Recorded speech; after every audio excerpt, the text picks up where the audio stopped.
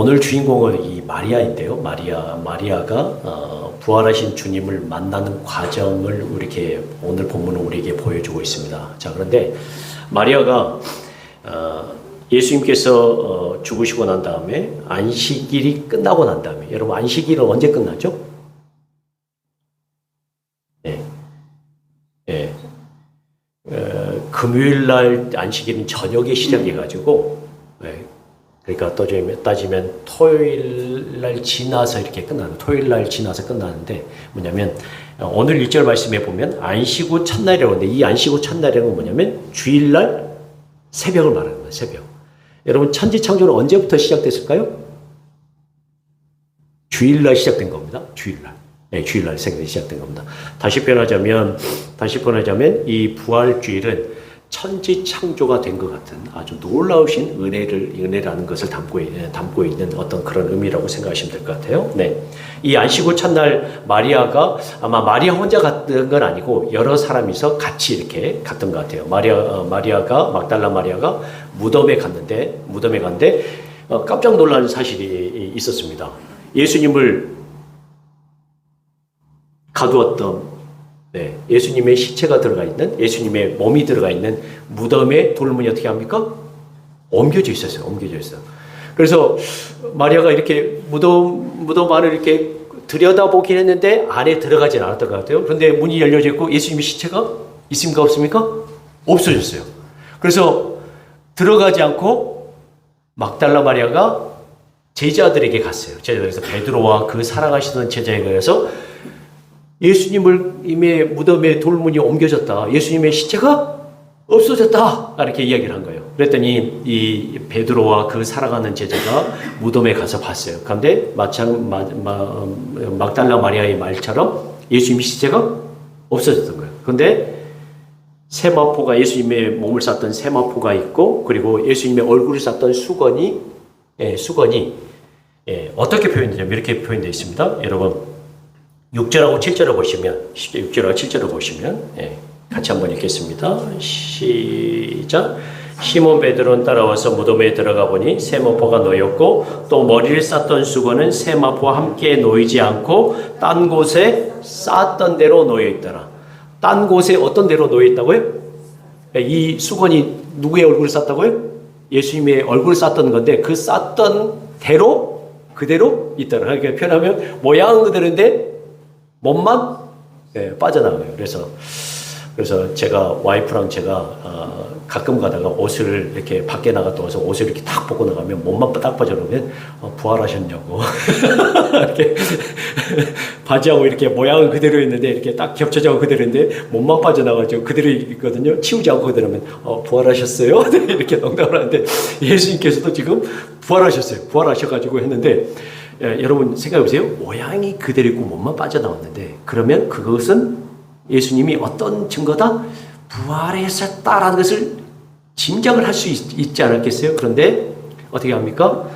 두 제자는 자기들의 집으로 돌아가고, 너무 좀 더운 것 같은데요? 좀 낮춰주세요. 집으로 돌아가고 막달라 마리아는 여전히 밖에서 울고 있었습니다. 자, 그런데 참 신기한 게 뭐였냐면, 제자들이 집으로 돌아가고 막달라 마리아가 무덤 밖에 있는데 막달라 마리아가 다시 밖에서 울면서 무덤 안을 딱 들어봤더니 누가 있어요? 두 천사가 있어요. 두 천사가 머리하고 이쪽에 머리맡에와 이 다리 쪽에 이렇게 앉아 있는데 천사가 봤어요. 그러면서 막달라 마리아가 막달라 왜 여자여 왜 우느냐 이렇게 했어요. 했더니 막달라가 우리 주님이 없어졌습니다. 이렇게 계속 울고 있어요. 그리고 또 이제 나왔는데 동산지기인 줄 알았던 사람이 한 사람이 나타납니다. 그런데 그분이 오늘 성경에 어떻게 표현됩니까? 예수님이라고 표현해요. 여러분 한번 보세요. 보시면 14절 보시면 14절과 15절 같이 읽겠습니다. 시작. 이 말하고 뒤로 돌이켜 예수께서 서 계신 것을 보았으나 예수이신 줄을 알지 못하더라. 예수께서 이르시되 여자여 어찌하여 울며 누구를 찾느냐 하시니 마리아는 그가 동산지기인 줄 알고 이르되 주여 당신이 옮겼거든 어디 두었는지 내게 이르소서 그리하면 내가 가져가리이다. 여러분 천사도 봤죠? 그리고 예수님도 봤어요. 그런데 동산지기인 줄 알고 예수님을 알아보니까 못 알아봅니까? 못 알아봐요. 여기서 이 질문이 이제 들어갑니다. 여러분, 왜 마리아는 예수님을 알아보지 못했을까요? 왜 알아보지 못했을까요? 네. 여기에 질문이 있는 겁니다. 사랑하는 성도 여러분, 부활하신 주님을 믿고자 하지만 믿지 못하는 사람들이 있습니다. 왜 그럴까요? 사랑하는 성도 여러분, 우리 안에도 이런 마리아가 있습니다. 예수님을 믿고 싶지만 잘 믿어지지 않는 사람이 있습니다. 주님을 보고 싶지만 보이지 않는 사람이 있습니다. 그리고 부활의 주님을 믿고 싶지만 슬픔이 너무 커서 믿음이 잘 일어나지 않는 사람이 있습니다. 여러분, 고난이 진짜 심하면 예수님이 잘 보일까요? 안 보일까요? 예. 삶이 무거우면 어떨까요? 경제적 문제가 너무 어려우면 여러분 예수님이 잘 보일까요? 안 보일까요? 예. 건강의 문제가 너무 힘들어도 예수님 보이지 않을 때가 있습니다. 관계의 문제가 너무 힘들어도 예수님 보이지 않을 때가 있어요. 그리고 우리 사랑하는 청년들, 미래의 두려움이 너무 크면, 앞날의 두려움이 너무 크면 예수님이 보이지 않을 때가 있어요. 주님이 가까이 계셔도 잘 알아보지 못할 때가 너무 많아요. 오늘 본문 속 마리아가 바로 그런 사람입니다. 예수님이 자기 앞에 서 계셔도 알아보지 못했어요. 왜 그랬을까요? 성경은 자세히 설명하지 않습니다. 그러나 우리는 짐작할 수 있는데 마리아가 어떻기 때문에 너무 슬퍼서 지금 마리아가 계속 무덤에 가서 예수님이 없어진 줄 알고 어떻게 하고 있습니까? 계속 울며 있었던 거예요. 눈물이 너무 앞을 가려가지고 예수님이 앞에 서 계셔도 그 눈물 때문에 예수님을 알아보지 못했다라는 거예요. 우리는 그렇게 짐작할 수밖에 없어요. 상실한 마음이 너무 컸기 때문에 예수님이 십자가 달에서 죽은 것도 모자라서 이제 그 몸이라도 좀 있었으면 좋겠는데 그 몸도 없어져 버린 거예요. 그런데 오늘 본문은 바로 그런 마리아를 통해서 우리에게 소망을 주고 있습니다. 우리 안에 수많은 마리아가 있습니다. 우리 사랑하는 성도들 중에도 마리아가 있습니다. 예수님께 좀 더 나가고 싶은데 내 가족이, 그리고 건강이, 경제적인 문제가, 관계의 문제가, 여러 문제가 있어서 주님을 알아보지 못할 때가 있어요. 자, 그러면 이럴 때는 어떻게 해야 되는가? 너무 힘들고 고통하고 아플 때 우리는 어떻게 해야 되는가? 여러분, 오늘 말씀은 그것에 대해서도 제가 말씀드리고자 합니다. 여러분, 이렇게 힘들고 어려울 때 어떻게 해야 될까? 주님이 부활하셨다는 그 소식을 정말로 제대로 믿고 알고 싶은데 그 부활에서 하신 그 주님을 못 알아보고 있는 그 마리아에게 그럼 어떻게 해야 돼? 마리아는 어떻게 해야 되는가? 첫 번째는 뭐냐면 마리아가 아니라 주님이 먼저, 우리가 주님을 알아보지 못해도 주님이 먼저 우리를 찾아온다는 사실을 늘 기억하시기 바랍니다. 누가 먼저 오신다고요? 주님이 먼저 오십니다. 마리아는 예수님 알아보지 못했습니다. 예수님이 자기 앞에 계신데도 누구인 줄 알았다고요? 동산직인 줄 알았다는 거예요. 그러나 예수님은 그런 마리아를 외면하지 않으셨습니다. 마리아가 예수님을 알아보지 못했다고 해서 돌아서지 않으셨다는 거예요. 예수님은 여전히 그녀 곁에 서 계셨습니다. 이것이 은혜라는 거예요. 우리가 주님을 분명히 보지 못할 때도 주님은 우리 곁에 계십니다. 우리가 믿음이 없이 흔들릴 때도 주님은 우리를 버리지 않으십니다. 우리가 슬픔 때문에 주님을 놓치고 있을 때도 주님은 우리를 떠나지 않으십니다. 사랑하는 성도 여러분, 우린 자주 이렇게 생각해요. 내가 먼저 잘 믿으면 주님이 가까이 오실 것이다. 내가 먼저 의심을 다 없애야 주님을 믿을 수 있을 것이다. 내가 먼저 마음을 정리해야 주님이 나를 만나 주실 것이다. 이렇게 생각하는데 오늘 본문은 거의 정반대의 본문이라는 거예요. 마리아가 먼저 정리된 것이 아닙니다. 마리아가 먼저 확신한 것이 아닙니다. 마리아가 먼저 밝아진 것이 아닙니다. 마리아는 여전히 울고 있었고 혼란스럽고 잘못된 생각을 하고 있었어요. 그런데도 예수님은 어떻게 하셨습니까? 그를 찾아오셨다. 그러므로 오늘 우리가 기억해야 합니다. 우리가 주님을 놓치고 있을 때도 주님 우리를 놓치지 않으십니다. 우리가 알아보지 못할 때도 주님 이미 우리 곁에 계신다는 사실입니다. 두 번째, 우리가 뭘 기억해야 되면 주님은 지금 설명하지 않으시고 마리아의 이름을 부르심으로 마리아가 부활하신 주님을 만나도록 도와주십니다. 마리아가 예수님을 알게 된 결정적인 계기가 있습니다. 그것은 주님의 음성을 들었을 때입니다. 여러분 16절을 보십시오. 16절.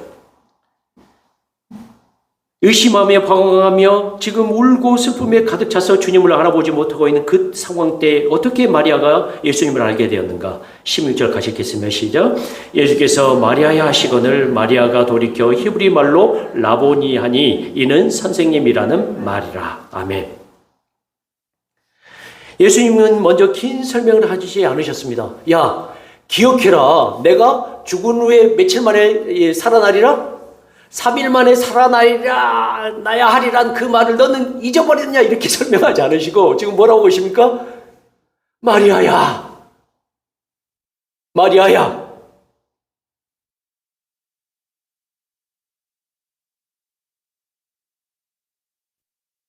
마리아야, 구약의 예언이 어떻게 이루어졌는지 들어봐라. 이렇게 하시지 않고 마리아야 부르셨습니다. 왜 예수님은 설명보다 마리아의 이름을 부르셨을까요? 그 순간 마리아에게 가장 필요했던 것은 정보가 아니었기 때문입니다. 부활의 원리에 대한 설명이 먼저가 아니었기 때문입니다. 마리아는 지금 무엇 가운데 있는 사람입니까? 슬픔 가운데, 상실 가운데 있는 사람입니다. 눈물 가운데 있는 사람이었습니다. 주님을 잃어버렸다고 생각하는 사람이었습니다. 이런 사람의 설명보다 가장 중요한 것은 관계 회복이 먼저 필요합니다. 그래서 예수님은 이름을 부르십니다. 마리아야. 이 한마디는 이런 뜻입니다. 야, 내가 너를 안다. 나는 살아있다. 나는 너를 잊지 않았다. 나는 지금도 너를 부르고 있다. 여러분, 시인 김춘수 시인이 그런 말이죠. 꽃의 이름을 부르실 때 그가 나에게로 왔다고. 그리고 바로 그 부르심 속에서 마리아는 예수님을 알아봅니다. 이것은 단지 익숙한 목소리를 들었기 때문이 아닙니다. 여러분, 요한복음 12장에서는요. 요한복음에서는 이 음성에 대해서 굉장히 중요한데 양은 그 목자의 음성을 어떻게 합니까? 알고 듣는다고 말하고 있습니다. 여러분, 마리아가 예수님께서 마리아야 불렀을 때 어떻게 했습니까? 예수님의 음성을 알았을까요? 몰랐을까요? 알았다는 거예요. 들었다는 거예요. 그래, 내가 그렇게 기다리던 그 예수님의 음성을 듣고 알았다는 거예요. 여러분, 자녀들이 부모가 떠나가면요, 뭐가 그린 줄 뭐가 그립습니까? 예, 목소리. 나를 향해서 부르던, 자녀를 부르던 그 이름. 한 번만 다시 불러줬으면 좋겠다는 그 이름. 여러분, 그 이름을 지금 마리아가 어떻게 됩니까? 다시 듣게 된 겁니다.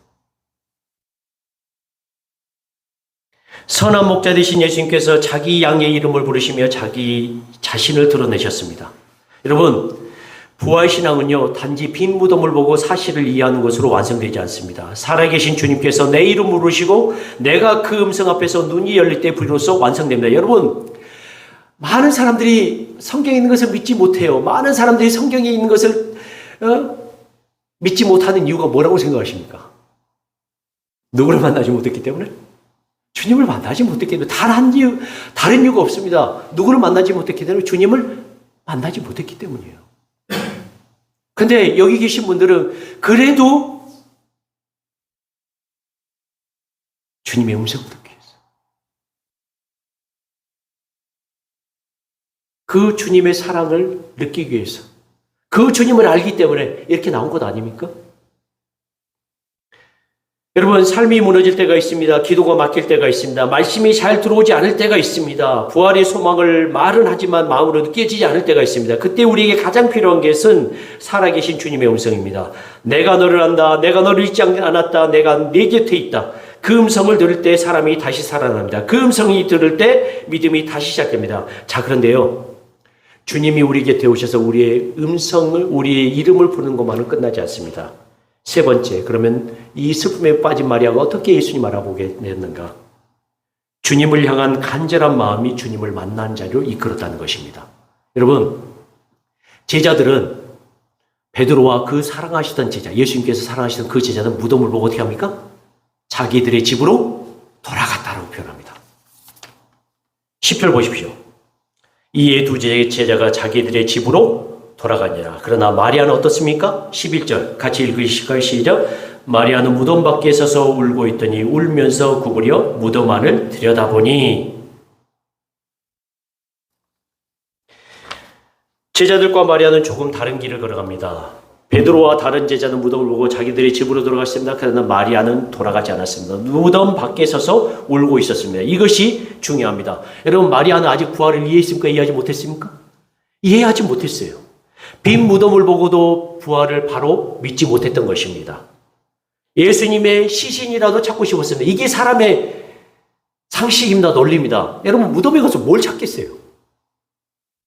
그렇죠?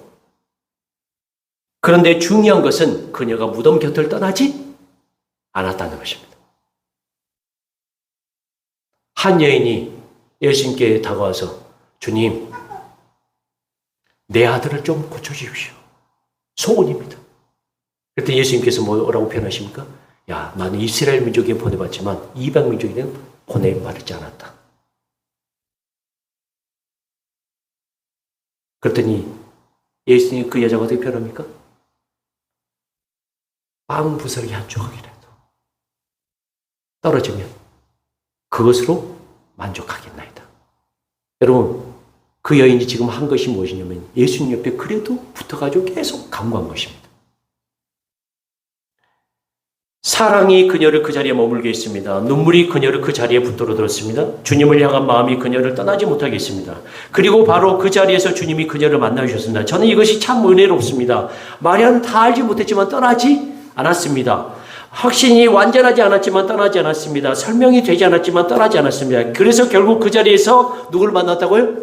주님을 만났습니다. 우리는 여기서 한 가지를 배웁니다. 주님을 만나기를 원하는 마음이 있어야 주님이 우리를 만나주신다는 거예요. 주님을 간절히 찾는 마음이 있어야 합니다. 그래서 성경은 이렇게 말합니다. 너희가 온 마음으로 나를 구하며 나를 찾을 것이요 나를 만나리라. 에레미야 29장 13절의 말씀입니다. 신명기 4장 29절에 이렇게 표현합니다. 내가 거기서 내 하나님 여호와를 찾게 되리니 만일 마음을 다하고 뜻을 다하여 그를 찾으면 어떻게 하리라? 만나리라 말씀하십니다. 이사야 55장 6절에 너희는 여호와를 만날 만한 때 찾으라. 가까이 계실 때 그를 부르라. 여러분, 마리아는 예수님을 다 이해하지 못했지만 어떻게 합니까? 예수님을 찾고 불렀습니다. 그러므로 사랑하는 성도 여러분, 주님을 만나고 싶다면 주님을 어떻게 해야 될까요? 찾으시기 바랍니다. 주님 앞에 머무르십시오. 쉽게 돌아가지 마십시오. 금방 포기하지 마십시오. 마리아처럼 눈물 가운데서도 주님을 찾으시기 바랍니다. 물론 이것도 잊지 말아야 합니다. 우리가 주님을 찾는 것보다 주님께서 먼저 우리를 찾아오셨다는 사실을 결코 잊지 마시기 바랍니다. 그러나 주님께서 찾아오시는 그 은혜를 경험한 자리는 대개 주님을 향해 머물러 있었던 자리라는 것을 기억하시기 바랍니다. 포기하지 않고 찾는 자리입니다. 마리아는 죽은 예수님의 시신이라도 찾고 싶어 했습니다. 그 생각 자체는 아직 부활을 이해하지 못한 생각이었습니다. 그러나 그 마음에는 한 가지가 있었습니다. 그래도 나는 주님을 놓치고 싶지 않았다. 그 마음이 그녀를 무덤 곁에 머물게 했습니다. 그리고 바로 그 자리에서 주님이 그녀를 만나주셨습니다. 여러분, 끝까지 참고 기다리셔서 주님을 만나는 마리아가 되시길 바랍니다. 부활의 주님을 만난 사람의 특징을 마지막으로 오늘 본문에는 이야기하면서 마지막으로 끝을 맺습니다. 부활의 주님을 만난 마리아가 이제 주님을 전하러 갑니다. 근데 무덤을 보고도 주님을 만나기 전에는 주님이 없어졌다고 베드로와 그 사랑하시던 제자에게 갔습니다. 그러나 부활하신 주님을 만나고 나서는 누굴 전화갑니까? 살아계신 주님을 전화갑니다. 그리고 예수님께서 나에게 이렇게 말씀하셨다라고 제자들에게 가서 전합니다. 여러분, 오늘 18절 말씀 같이 한번 읽으실까요? 같이 읽겠습니다. 시작. 막달라 마리아가 가서 제자들에게 내가 주를 보았다 하고 또 주께서 자기에게 이렇게 말씀하셨다 이르니라. 아멘.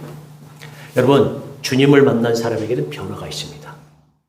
살아계신 주님을 전합니다. 살아계신 주님을 드러냅니다. 오늘 주의 사랑하는 성도들에게 말씀드립니다. 이제 마리아는 더 이상 죽은 예수님을 찾는 사람이 아닙니다. 살아나신 예수님을 전하는 사람이 되었습니다. 주님을 만나기 전에 슬픔이 중심이었죠. 주님을 만나기 전에 상실이 중심이었습니다. 주님을 만나기 전에 눈물이 중심이었습니다. 그러나 주님을 만나고서는 증언이 시작됩니다. 내가 주를 보았다. 사랑하는 성도 여러분, 변화는 어디서부터 시작되는 걸까요? 그러면 주님을 만나는 것에서부터 시작합니다. 주님의 음성을 듣는 것에서 시작합니다. 아무리 성경을 인정하고자 해도 주님을 만나지 못하면 여전히 의문이 남을 것입니다. 아무리 믿고자 해도 부활의 주님을 만나지 않으면 여전히 슬픔과 괴로움이 우리를 지배하게 될 것입니다. 베드로와 다른 제자는 무덤을 보고 자기들의 집으로 돌아갔습니다. 그러나 마리아는 돌아가지 않았습니다. 무덤 밖에 서서 울고 있었습니다. 끝까지 기다렸습니다. 그래서 주님을 만났습니다. 그러나 주님을 만나면 여러분 어떻게 될까요? 달라집니다. 눈물이 끝나지 않아도 달라집니다. 문제가 한순간에 사라지지 않아도 달라집니다. 왜냐하면 내 문제보다 크신 주님을 만났기 때문입니다. 여러분, 죽음을 이기시고 살아나신 예수님이란 말은 무슨 말이에요? 죽음보다 예수님이 어떻게 하시나? 더 크시다는 사실입니다. 그리고 그 주님이 내 이름을 부르셨다는 사실이 내 영혼을 살리기 때문입니다. 사랑하는 성도 여러분, 오늘은 부활주일입니다. 오늘 여러분은 무엇을 찾기 위해서 이곳에 오셨습니까? 위로를 찾으러 오셨습니까? 소망을 찾으러 오셨나요? 살 길을 찾으러 오셨습니까? 믿음을 찾으러 오셨습니까? 다시 주님을 만나고 싶어서 오셨습니까? 그렇다면 오늘 말씀 앞에서 기억하십시오. 주님은 이미 여러분을 어떻게 하신다고요? 찾아오셨습니다. 그리고 주님은 이미 여러분 곁에 계십니다. 그리고 지금도 여러분의 이름을 부르고 계십니다. 그러므로 무덤만 바라보지 마십시오. 죽어있는 것 같은 여러분의 상황만 바라보지 마십시오. 죽음의 흔적만 바라보지 마십시오. 상실과 눈물에만 머물지 마십시오. 부활의 주님을 바라보십시오. 그리고 여러분의 이름을 부르시는 주님의 음성을 들으십시오. 그리고 오늘 이 예배 자리에서 우리 모두가 마리아처럼 고백할 수 있기를 바랍니다. 내가 주를 보았습니다. 내가 주님의 음성을 들었습니다. 내가 주님을 만났습니다. 이제 사람들이 이해하지 못하고 믿지 못하는 모든 것들이 믿어집니다. 죽음을 이기신 부활이 내 옆에 와 있음을 믿습니다. 이제는 성경이 하나님의 말씀으로 들립니다. 이 부활의 믿음과 부활의 기쁨이 우리 사랑하는 모든 성도들에게 가득히 넘치기를 주님의 이름으로 간절히 축원합니다.